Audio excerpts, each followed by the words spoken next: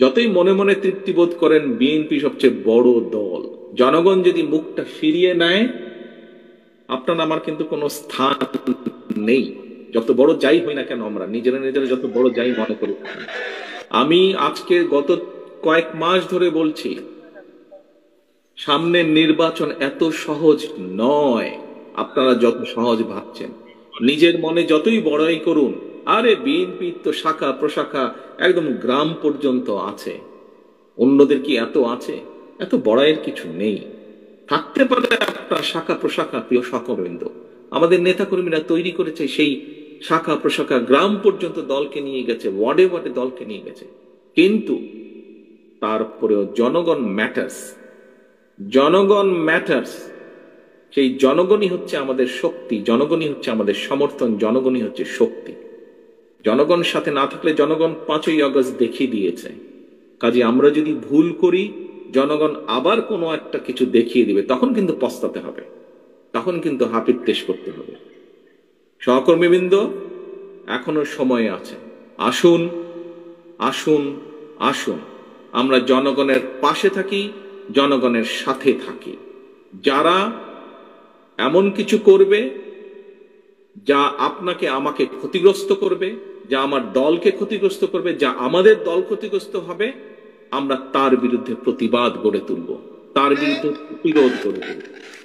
আজকে শহীদ জিয়ার 89তম জন্মবার্ষিকীতে যদি শহীদ জিয়াকে সত্যিকার ভাবে আমাদের স্মরণ করতে হয়, যদি শহীদ জিয়াকে সত্যিকার ভাবে সম্মান জানাতে হয়, আজকে দেশনেত্রী খালেদা জিয়া, ওনার জন্য আমরা দোয়া করছি সুস্থতার জন্য, কিন্তু দেশনেত্রী সবচাইতে খুশি হবেন, দোয়া তো আছেই, কিন্তু উনি যখন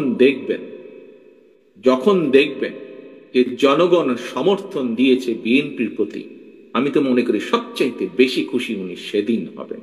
এবং দেশনেত্রী খালেদা জিয়া সৈনিক হিসাবে আপনাদের উপরে সে দায়িত্ব বর্তায়। সহকর্মীবৃন্দ, আমরা কে ছোট নেতা, কে গ্রামের নেতা, কে ইউনিয়নের নেতা, কে বড় নেতা, কে বিভাগীয় নেতা, কে কেন্দ্রীয় নেতা, বিষয় এটি নয়। বিষয় একটি, আমাদের ঐক্যবদ্ধ থাকতে হবে, আমাদেরকে অন্যায়ের বিরুদ্ধে থাকতে হবে, আমাদেরকে অন্যায়ের বিরুদ্ধে প্রতিরোধ করতে হবে, আমাদেরকে এমন ভাবে দাঁড়াতে হবে যাতে জনগণ বোঝে যে আমরা তাদের সাথে আছি, জনগণ বোঝে আমরা তাদের পাশে আছি, জনগণ বোঝে যে জনগণ যেভাবে চায় আমরা সেভাবেই আছি, জনগণের প্রত্যাশা অনুযায়ী আমরা সেভাবেই তাদের পাশে আছি। দুদিন আগে আমি একজন ব্যক্তির টক শো দেখছিলাম, উনি কথা প্রসঙ্গে বলছিলেন, সে আলোচক কথা প্রসঙ্গে বলছিলেন যে উনি এখনো ঠিক বুঝে উঠতে পারছেন না, যেই স্বৈরাচার পালিয়ে গিয়েছে তারা আবার মাথা ছাড়া দেওয়ার চেষ্টা করছে। চেষ্টা ঠিক আছে, করতেই পারে তারা, কিন্তু তারা যদি ভোটের মাঠে নামে, কি নিয়ে তারা মানুষের সামনে হাজির হবে?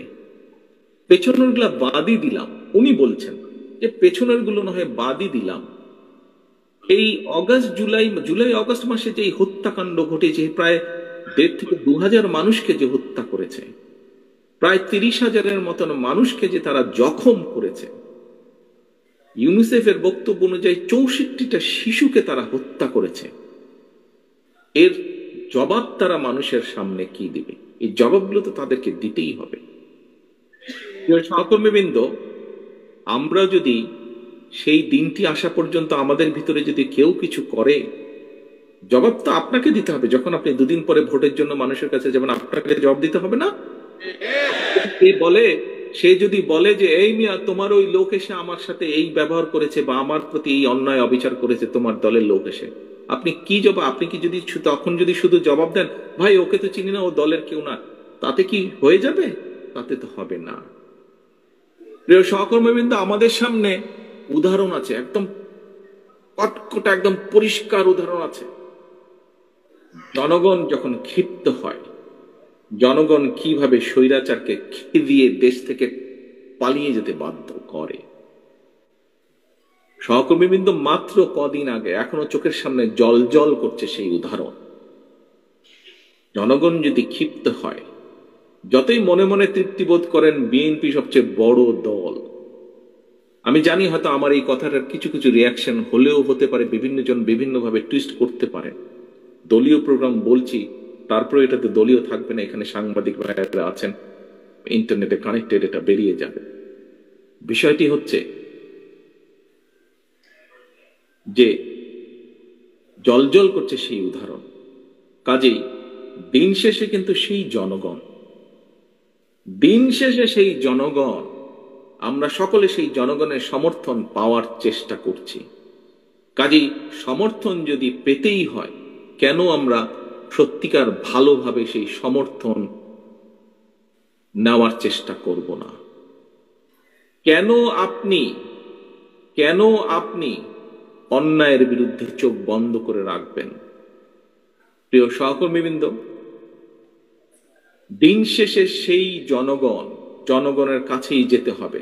জনগণ যদি মুখটা ফিরিয়ে নেয়, আপনার আমার কিন্তু কোনো স্থান নেই। যত বড় যাই হই না কেন, আমরা নিজেরা যত বড় যাই মনে করি, জনগণ যদি মুখ ফিরিয়ে নেয়, এবং নাম বলবো না, কিছু কিছু রাজনৈতিক শক্তি, যেই হোক না, যত ছোট বড়ই হোক না কেন, তারা বিভিন্নভাবে আমাদের বিপক্ষে, ওই মোটরসাইকেল আমাদের কিছু কাজ কামের কারণে তার সাথে আমাদের নেতাকর্মীদেরকে যুক্ত করে কিছু কিছু কথা বলার চেষ্টা করছে। আমাদেরকে সতর্ক সচেতন হতে হবে।